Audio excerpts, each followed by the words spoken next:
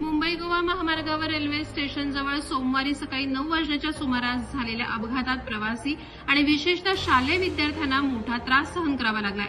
चिपळूणहून खेडच्या दिशेने जाणाऱ्या एसटी बसला प्रवासी उतरवत असताना पाठीमागून आलेल्या लक्झरी बसनं जोरदार धडक दिली।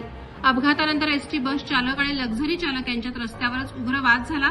मात्र या हुज्जतीत प्रवाशांची विशेषतः विद्यार्थ्यांची काहीही दखल घेतली गेली नाही। एसटीची पर्यायी व्यवस्था न झाल्याने विद्यार्थ्यांना वेरळ ते भरणे हा प्रवास पायी करावा लागला। हा धक्कादायक प्रकार स्थानिक नागरिकांच्या नजरेत भरला। त्यांनी विद्यार्थ्यांच्या पायपिटीचा हा व्हिडिओ मोबाईलवर रेकॉर्ड करून सोशल मीडियावर टाकला असून तो व्हिडिओ सध्या खेड परिसरात मोठ्या प्रमाणात व्हायरल होतोय।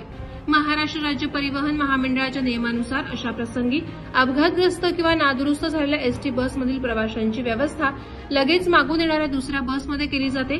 मात्र या घटनेत चालक प्रवाशांना सोडून परस्पर वाद घालत राहिले। एवढंच नाही तर घटनेबाबत कोणताही पंचनामा करण्यात आला नसल्याचं सांगण्यात येत आहे। चालकांनी आपापसात तडजोड करून प्रकरण मिटवल्याची माहितीही मिळते। या घटनेमुळे प्रवाशांमध्ये संताप व्यक्त होत असून राज्य परिवहन प्रशासनाची प्रवाशांविषयी असलेली निष्काळजी भूमिका पुन्हा एकदा उघड झाली आहे असंही आता बोललं जात आहे। प्रहार डिजिटलसाठी राकेश कोळी, खेड।